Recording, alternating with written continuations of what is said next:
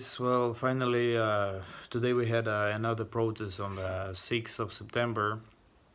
So we're doing that already for the 28 days exactly here in Minsk in Belarus.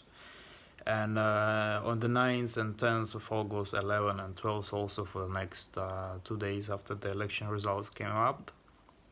It was totally brutal one. A lot of people were arrested, well, including me as well, and around 6,000 or 7,000 people were arrested also. Most of them are released by now, and then we had a small break for like 2 weeks when there was no violence, at least not in that measure, like we have it right now. And today the same violence get repeated again, like exactly the same like after the elections. And I think you saw it all over the media, in the internet and in other sources also, that so many people were arrested again today also. At least for now, for the 10 p.m. time local in Belarus, at least from what we know from official sources, it's around 180 people arrested just today. Most of them are young people, and many people were brutally beaten by police who was not wearing a uniform. And I saw it from my own eyes today in the evening when the people from the protests were coming back home. They were separated by the groups, and the police attacked them when there are less and less people.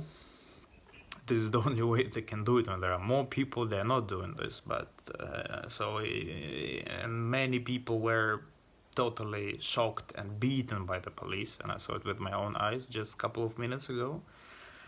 And a lot of people were taken to hospital also, and including young teenagers, girls, boys were attacked also. At least the ambulance arrived also, at least from what I saw, at least 3, 4, 5 cases.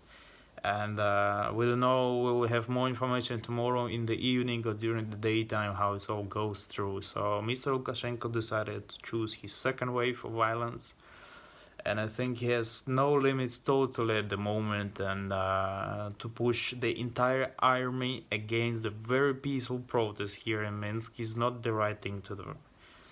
What I would like to suggest is maybe just to try to implement sanctions or any kind of agreement with him, that only the language of power and money he understands, in order to stop the violence here in Belarus, because we don't have even the minimum human rights here in this country. I'm not even talking about the possibility of voting and possibility how do we count votes also. That's another story. The basic human rights are not following for the normal peaceful protests. It's happened something like this. So that is totally brutal. That is not acceptable for the country in this territory in the 21st century. So please guys, please try to support us as much as we can in order to put the sanction up as much hard as possible, including all the officials of our state, because the blood and violence and arrests will never stop in middle of the Europe.